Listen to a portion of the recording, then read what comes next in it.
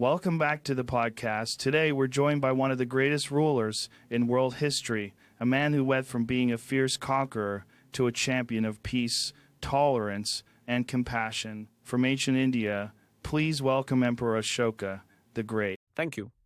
It is strange to sit here, far from the palaces and battlefields of my youth.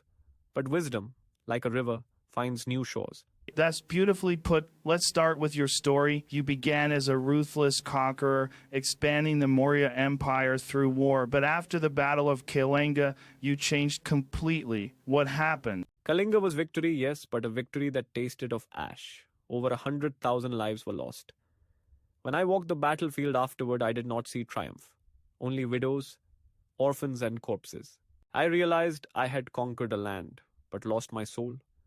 From that day, I chose Dhamma, the path of compassion, tolerance, and service. You've mentioned Dhamma. For people listening today who might not know, could you explain a little more about what it means? Dhamma is not a single religion, nor a doctrine carved in stone.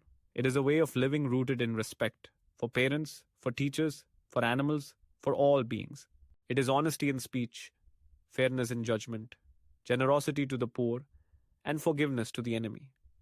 It is the law that binds all hearts together, whether they bow in temples, mosques, or to churches. So it's less about belief and more about how you treat others. Exactly. Empires fall, wealth fades, but the kindness you show, that is eternal. Man, that feels like something the internet needs tattooed across the homepage. Then carve it there as I carved my edicts in stone. Today, leaders often double down when they make mistakes. You basically said, I was wrong, and transformed. Do you think modern politics could use more of that? To admit fault is not weakness, Tendori. It is the first step toward wisdom. A ruler who cannot learn is more dangerous than an enemy's sword. I feel like half of Twitter just got roasted. Twitter? A battlefield of words, perhaps? Exactly. Speaking of that, you spread your new philosophy not just in India, but across Asia, carving your edicts into stone pillars. Do you see a connection between your pillars and today's internet or social media? Yes. The pillars were my way to speak across distance and time. Do not kill, do not hate, treat all faiths with respect. Your internet is also a pillar, taller and louder than mine. But what words are carved upon it? Wisdom or noise? Honestly, mostly memes and arguments. Then perhaps mankind has built the pillar, but forgotten the message. That's deep. Now, you made religious tolerance one of your biggest policies. In a time when kingdoms often forced one faith, you encouraged diversity. How do you think your ideas would apply to today's world, where we still struggle with religious and cultural division?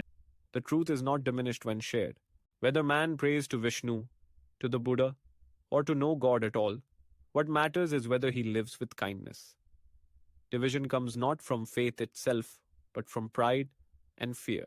Remove those, and peace follows. That feels incredibly relevant today. Let me ask you this. If you were alive right now, what would you focus on? Compassion is still the highest law. I would care for the poor, protect the animals, and heal the earth. In my time, I planted trees and built wells along the roads.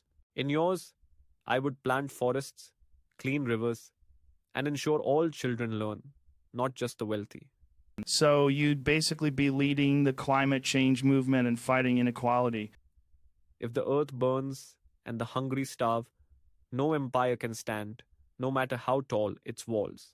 Couldn't agree more. Final question. People call you Ashoka the Great. If you could leave one message for us, what should we remember? Greatness is not measured in battles won or lands ruled.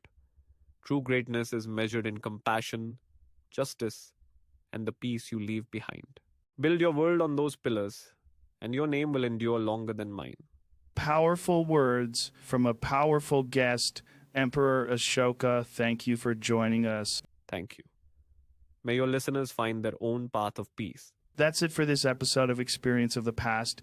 If you enjoyed this conversation with Ashoka the Great, hit subscribe, share it, and stay tuned for more timeless wisdom from history's legends.